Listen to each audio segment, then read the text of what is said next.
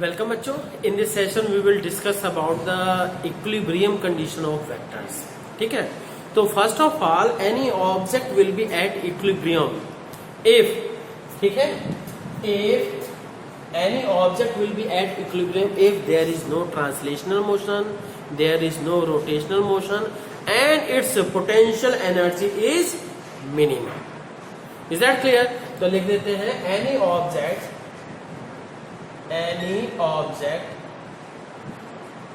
will be at equilibrium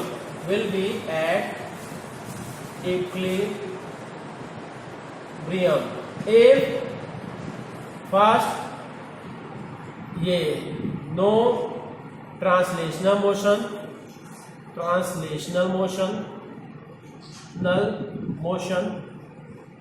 translational motion मतलब एक position से दूसरे पोजीशन तक जाने को के मोशन को क्या कहते हैं? Translational motion. No rotational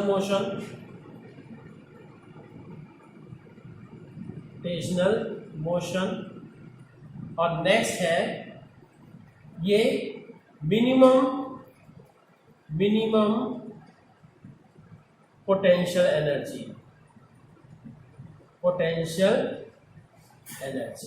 is that clear? अब इस बेसिस पे, तो बच्चों इस बेसिस पे हम कह सकते हैं कि अगर किसी पार्टिकल के ऊपर या किसी ऑब्जेक्ट के ऊपर 3 वेक्टर्स, देखिए यहाँ 3 वेक्टर्स की कंडीशन है और भी आगे हो सकता है। ठीक है, अगर क्या है 3 वेक्टर्स किसी एक पॉइंट पे एक्ट हो रहे हैं या किसी ऑब्जेक्ट के ऊपर एक्ट हो रहे हैं और अगर तीनों वेक्टर्स साइक्लिक ऑर्डर से क्लोज ट्रायंगल बनाते हैं, तब क्या है कि then the object will be at equilibrium. Is that clear? तो स्टेटमेंट लिख देते हैं क्या? इफ कंडीशन क्या है? If 3 vectors acting at a point, acting at an object, if 3 vectors acting at an object at same point and same time are represented by 3 sides of a triangle in order of direction. Is that clear? In order of direction, then the resultant of vectors will be 0 and the object will be at equilibrium. Then the resultant of vectors will be 0 and और क्या जी? And object will be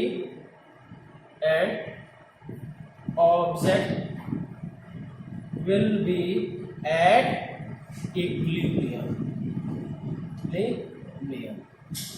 ठीक, अब देखिए जैसे हम कहा दें ये कोई ट्रायंगल है, ये ट्रायंगल पहले ही हम इक्विलिब्रियम बना के फिर उसके बाद पॉइंट पे शो करते हैं किसी पे। जैसे ये देखिए ये कोई ट्रायंगल है, ठीक, ये वेक्टर ए हुआ, ये vector, this one is a vector A, this one is vector B and this one is vector C. ठीक, वेक्टर ए बी और सी तीनों साइक्लिक ऑर्डर में है, ठीक, और क्लोज ये ट्रायंगल तो क्लोज ही होता है ना, ट्रायंगल बना रहे हैं तो या क्लोज फिगर बना रहे हैं, तो नतीजा क्या है? रिजल्टेड 0 होगा। तो अब इसको हम पॉइंट पे कैसे, ये इसके पहले वाली कंडीशन जो कह रहे हैं क्या होगा कि वेक्टर ए इस पे ऐसे लग रहा है, this is vector A, this one is vector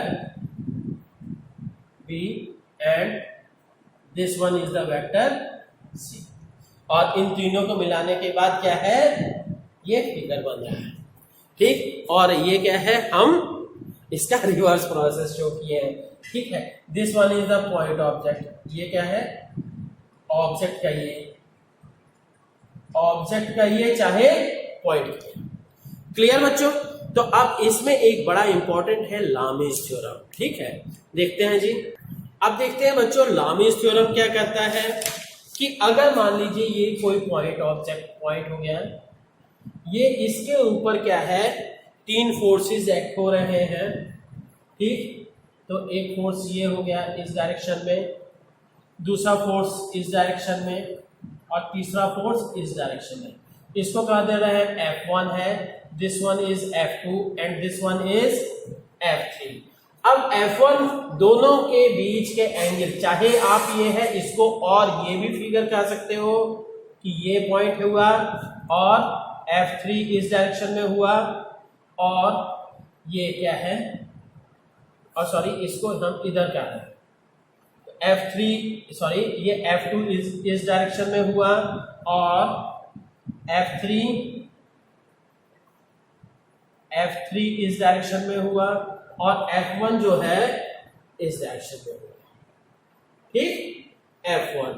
तो अब इन सिचुएशन में क्या होगा, इन दिस सिचुएशन द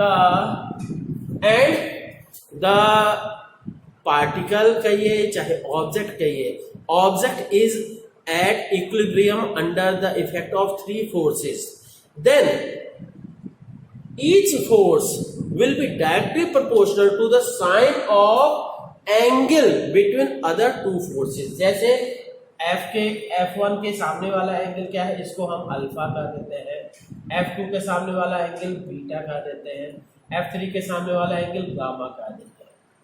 इसी तरह से ये F2 और F3 के बीच का एंगल अल्फा, फिर F1 और ये सॉरी F2 के सामने वाला एंगल बीटा, और ये क्या हुआ, this one is gamma. Is that clear? तो अब क्या कहेंगे कि ये क्या बच्चों आप समझ में आया, ये पार्टिकल हो गया, ये ऑब्जेक्ट हो गया, and this object is at equilibrium under the effect of all this three forces. ठीक, तो अब स्टेटमेंट लिखते हैं, देन क्या हो जाएगा, F will be directly proportional to sine angle। बस ठीक, तो क्या है, क्या कहेंगे, by this if an object is under equilibrium, is at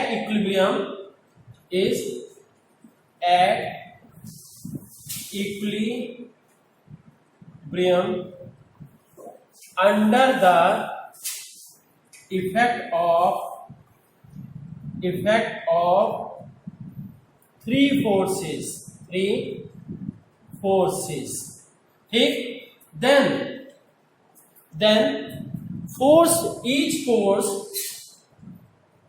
each force will be directly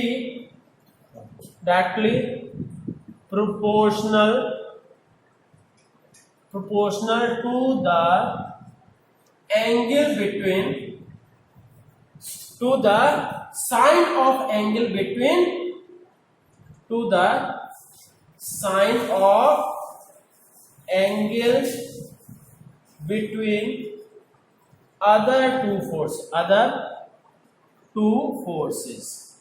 ठीक, तो मतलब ये कह सकते हो F1 directly proportional to sine alpha. ठीक, तो यहां से क्या है, इसी तरह से F2 directly proportional to sine beta, F3 directly proportional to sine gamma. तो इन तीनों को कंबाइन करोगे तो क्या निकलेगा, क्योंकि F1 by sine alpha equals to constant, F2 by sine beta equals to constant, F3 by sine gamma equals to constant. तो नतीजा क्या निकलेगा, F1 by sine alpha equals to F2 by sine beta equals to F3 by sine gamma equals to cos. ठीक है, तो ये लामिस theorem हो गई। और बच्चों इसका क्या है, मतलब न्यूमेरिकल्स वगैरह में यूज होता है। ठीक है, थैंक यू।